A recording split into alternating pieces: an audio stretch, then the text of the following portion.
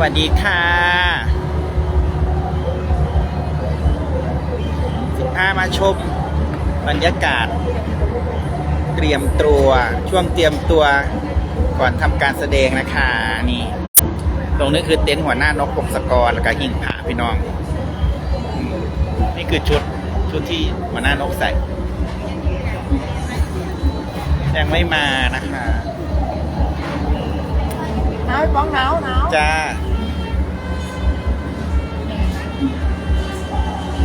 หนาวค่ะหนาวมากเลยค่ะ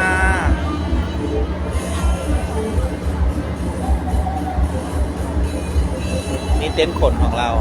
กำลังเสียบขนอย่างสวยงามผู้ใดนี่ ตัดอ้อยก็จะมาจ้า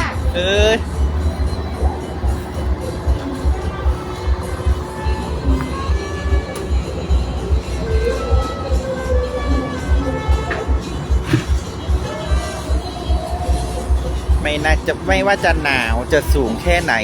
เราก็เต็มที่กับความสวยงามค่ะขนก็เต็มแน่นเหมือนเดิมนะคะ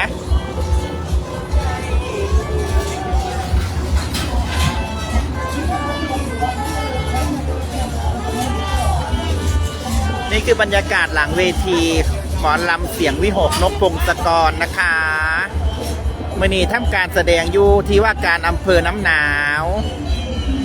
งานฉลอง44ครบ44ปีอำเภอน้ำหนาวนะคะเด้อสวัสดีคุณนัตยิตยาค่ะสวัสดีทุกท่านนะคะ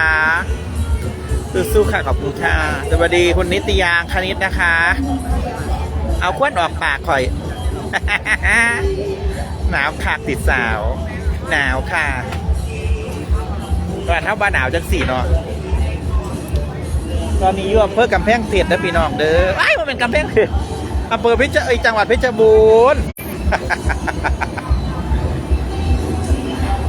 อำเภอน้ำหนาวจังหวัดเพชรบูรณ์นะคะนี่แดนเซอร์น้องๆแดนเซอร์พอมาถึงก็จัดเตรียมสถานที่ยายชุดยายอย่างพี่น้องแต่งหน้าแต่งตานี่บรรยากาศหลังเวทีของเฮาเครื่องปั่นไฟโอ้อันนี้เครื่องปั่นไฟงานเพื่อนพี่น้องเครื่องปั่นไฟงานโอ้ไปของเฮาสวัสดีน้องไซมอนค่ะสวัสดีเจ้าสวัสดีพี่เบสค่ะไม่หนาวนะครับไม่หนาววันนี้บรรยากาศพอดีเหมือนสวัสดีค่ะแม่สวัสดีค่ะหนาวค่ะสวัสดีค่ะสวัสดีน้องยุกิค่ะน้องยุกิมาแล้วนะคะมาเจอน้องสวัสดีน้องไอคิวค่ะไอคิวเสียงหนาวไหมคะ ยิ่งหนาวยิ่งเต้นมันใช่ไหม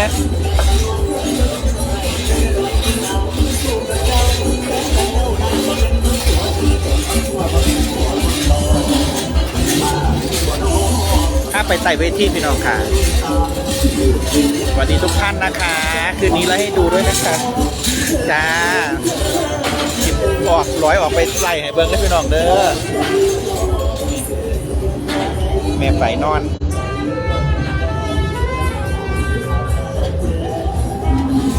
น้องเวสาจ้าผู้ใดนี่คือฮีดีแท้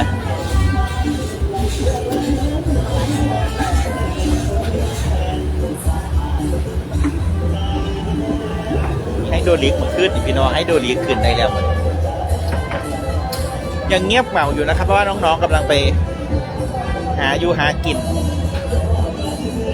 โอ้ยวันนี้ร้านมาเย่ปอกกี่โภชนาเปิดร้านตอนนี้พี่น้องหา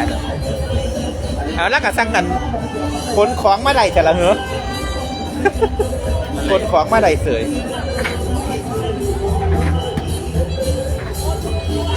เอ๊ะยังไงนี่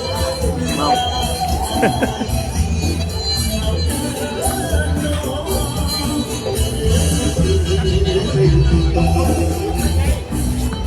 อันนี้เต้นศิลปินค่ะเตียนหมอลำค่ะพี่โบนัทวันค่ะพี่อ้อนอัญชลาแม่รอในกลุ่ม EP 12พรุ่งนี้แล้วค่ะ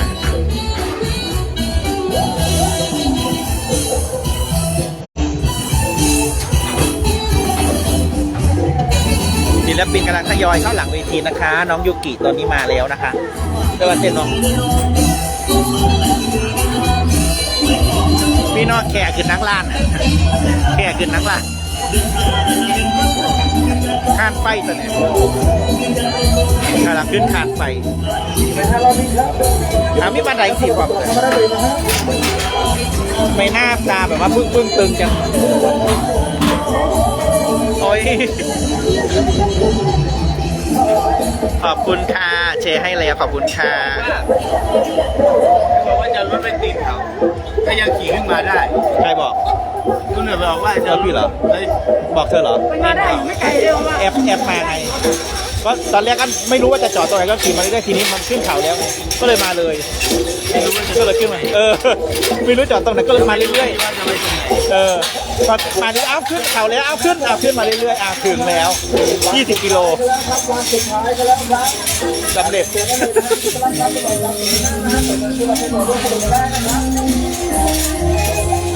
กำลังเกิดข้านใกล้ค่ะพี่น้องค่ะ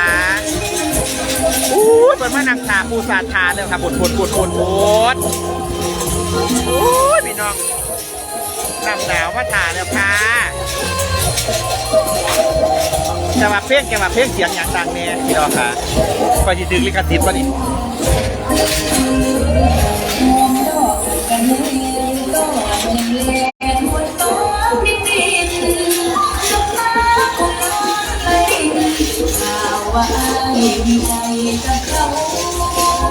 ไอเจศิลปินเริ่มเข้ามาแล้วนะครับ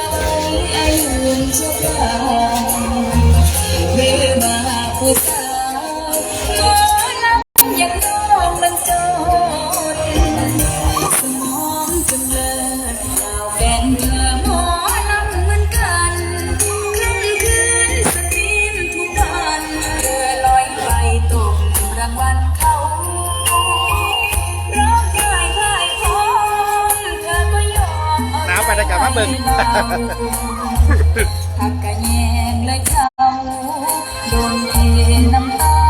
กำลังเกิดข้านไปค่ะพี่น้องค่ะเครื่องเสียงเสร็จแล้วค่ะวันนี้เครื่องเสียงเสร็จแล้ว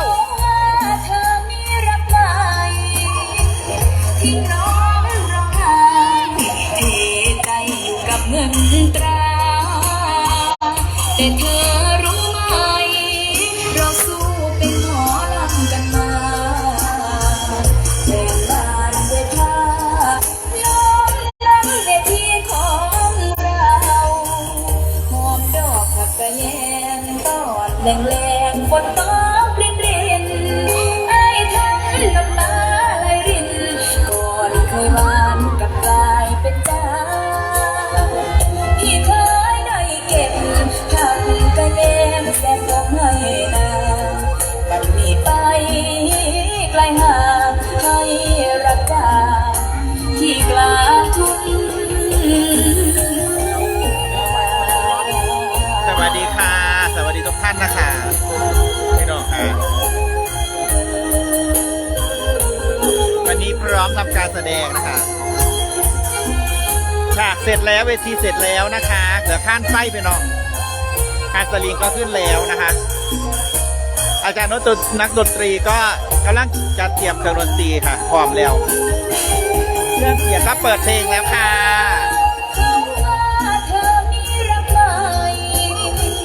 พ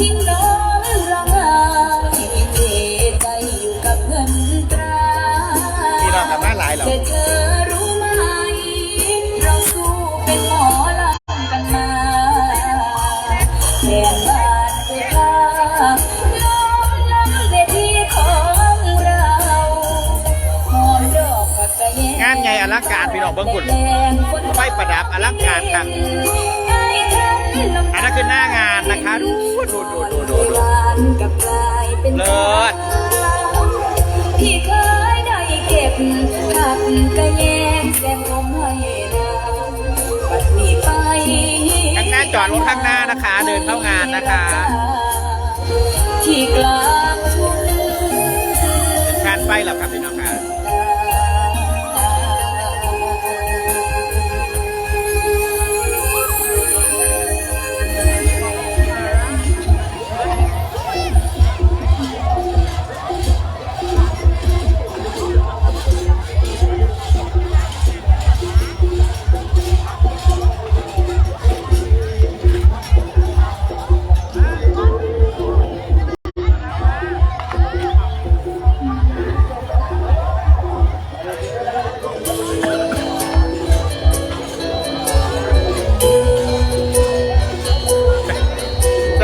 ตรวจซื้อไหม